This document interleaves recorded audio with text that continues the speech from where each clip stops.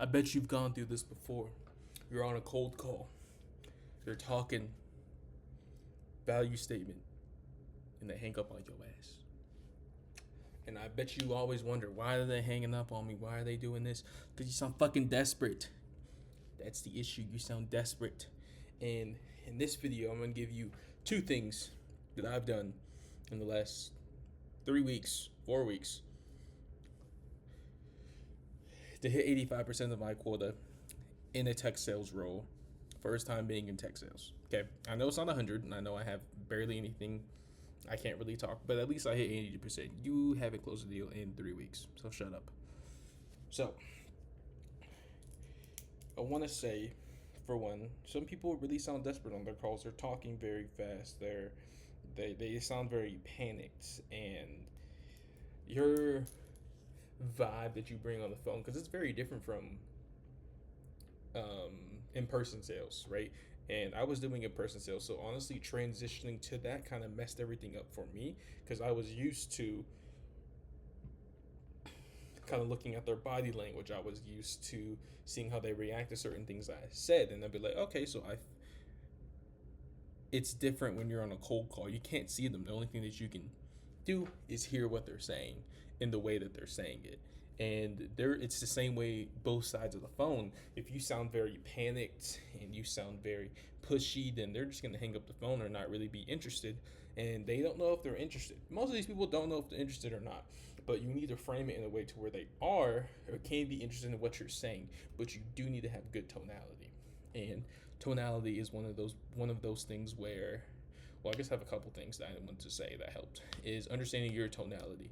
And the best way that I have arranged my tonality, I'm not very, hey, this is Trey from hey, this is Trey from XYZ company. I'm more of like, hey, this is Trey from X, Y, and Z company, right? I'm a lot more laid back, and I know when to exaggerate my tone. I know when to sound exactly how I sound on a day to day. I know when to do that. And the best way that I found out was doing your script with no energy and then doing your script with high energy. And then that's when you can find the baseline between the two. And that's how I found mine. I was doing, hey, this is Trey from X, Y, and Z company. How are you doing today? And then, hey, this is Trey from X, Y, and Z company. How are you doing today? And then the baseline between those is, hey, this is Trey from X, Y, and Z company. Is Gavin there? That's why I found the baseline, and that's when it sounded less like a cold call to them, because they knew that I had this not like over exaggerative tone, but I had like this in between. So tone is really like another one that's big. And then also, let's say that you're on the phone with the decision maker and you're talking, and I don't know the specific study of it. How many words can a human process every minute? And I told you guys this is gonna be very raw. It's gonna be very raw. So a human can process approximately 400 to 800 words per minute. Talking at a WPM at a 125 to 175, while reading the average. Oh, that's reading. No one fucking cares. But okay, while someone is speaking, it is 125 to 175 words per minute. So you need to be on the low end. You need to slow down your talk tracks. And that's one thing that I was doing. I was sounding very panicked. I was sounding maybe a little bit desperate in their eyes because I was talking a little bit fast. And what I needed to do was slow down the way I was talking. I implemented pauses. Pauses is one of the biggest things. And let's say, the I'm on the phone with the decision maker. And they're like, yes, like, what does your software do? That's actually a great question. Yeah, so here at Salesforce, what we do, we optimize CRM processes by doing X, Y, and Z. See how I implemented that pause right between the starting and the value, right? And keeping it very short and sweet. It's like sales is basically like talking to a fifth grader. You need to very dumb it down. You can't use like these technical words of, so we help you increase your KPIs by X percentage, and then go into like all these difficult words that they probably never heard in their life. You need to dumb it down. We help make more revenue. Talking to a caveman, we help save time and generate more revenue. Just keep it simple. Keep it very simplistic. Don't try to overcomplicate what you're saying, and don't value drop is also another thing. Don't try to value like drop on them. It's like, yeah, so like we do this, and talk for a whole minute. As a BDR, you need to do less talking and more listening. That's how you qualify prospects. And another thing, that's going to be another thing for a different time in this video, but we're going to just mainly be focusing on how to get past that portion and be like, hey, like this is Trey from X, Y, and Z company. How you doing? I'm doing good. Hey, I was just calling. I was just reaching out. Does X, Y, and Z company ring a bell to you at all? Yeah, no worries. We're say what the company is. Like Salesforce, we are a CRM platform to help you organize your day to day. Then I would probably implement something of how you guys do that, and implement some type of reference of like, yeah, we've actually been working with this company down the street from them, and like do your research. Like we've actually been working with this bigger company that's in the state. Like you always want to have some type of reference in there because that kind of builds up your credibility.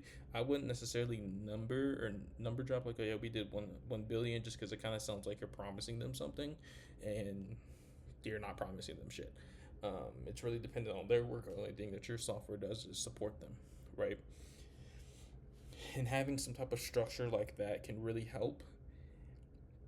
And that's kind of how you stop sounding desperate, but sound more curious. And then once you feel like they have opened up and kind of said like, oh yeah, like that sounds pretty cool, and then that's whenever you would get into questions, like qualifying questions, like, hey, like I see you guys are currently using HubSpot. How was that been working for you, or not something around that? Because I kind of hate that question, but it's like a question that you can ask, like qualifying questions, like, see if you can identify any pain, right? And then that's whenever you can drop a feature that you guys have, or drop multiple features that you guys have, and kind of just drop them in there.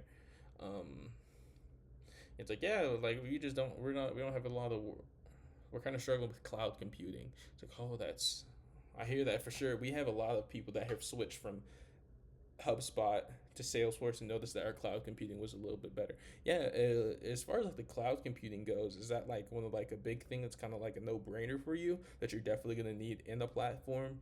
And let's say that we did have cloud computing, would you be open to a conversation on X time or X day, right? And then that's how you can get the meeting scheduled. You would ask a couple more revenue qualifying questions, a couple more questions while you're setting up the meeting, and then you just book the meeting, right? And keeping that type of flow of like making it low pressure. That's what they really need. They need low pressure. These people are probably just dealt with the chargeback. These people are probably dealing with angry customers. These people they probably just lost it. They're probably going through a divorce. Like you have no clue what's going on these people days. So you need to make it very blunt and apparent of what you're looking for, right? And sometimes in the statement, I'll even tell them, it's like, hey, I was just looking for some time on your calendar, maybe tomorrow or next week, to kind of see if there's anything that we can help with. But I usually sometimes avoid that, because if you're just going straight in for the meeting, sometimes they're just gonna say no because you kind of pitched them too early rather than answering those questions. And not every cold call is going to be different, so it's good to have like a decent talk track and like use what you know. Like sometimes I'll go for the meeting if I can tell that they're very interested, or other times I'm gonna say like, you're currently using X software, and what we've noticed in people using X software, that they're actually losing 30% revenue, and it's not really something that you can see, so it's not really something that you can measure, right? And then not every talk track's gonna be different. Not every talk track's gonna be the same. Each one's gonna be different. Okay, and kind of keeping up that same flow of not really relying on a script, but relying on what's in front of you. So in my company, a real big thing that I like to harp on is comments, like lead comments. Like, what would the last person on the call say? What did the last person that they spoke to say? Oh, they weren't really interested. okay, it's been like almost a year since that time. So then this talk track that I would use would be like, hey, this is X, Y, this is Salesforce. This is Trey from Salesforce. How you doing today? I'm doing good, doing good. Yeah, no, yeah. I was just reaching out, seeing that it's been a while since we spoke. Wanted to get you guys some updated information that can. Whoa, hold on. Sorry, my brain just blanked. It's like, yeah, I was just reaching out. Wanted to send you guys some updated information to your email or and see if it's a conversation worth continuing. We just launched Salesforce X like update, and we released a bunch of new features and a bunch of things that you guys were looking for in us. And just kind of keep it like that, like kind of keep it casual. Like you don't obviously have to pitch in like the first like 30 seconds of you talking to them, because that's kind of how you lose people. What you can do is keep up this framework of what, why, how. So no, who, why, and what. Who are they speaking to? Why are you calling? And what do you want from them? Very simple framework of, hey, this is Trey from Salesforce calling. Why are you calling? That you can get to, I'm reaching out because of a new software update that involves 1 to 2 features that we've seen with people who are currently using HubSpot that they don't have, but didn't know that they didn't know that they needed it.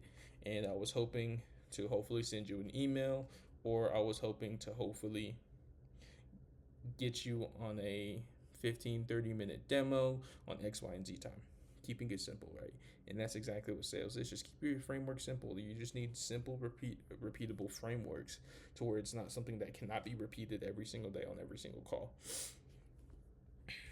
Okay, but now that we've gone through that, that's how you stop sounding desperate on these sales calls. That's how you actually start closing meetings. That's how you're actually getting people booked on meetings. It's just not sounding desperate, slowing down your talk tracks, making sure you're not pitching too early, making sure that you're reading their tone, reading their personality, saying like, oh yeah, this person is more of like a revenue generative person. Like they care about revenue.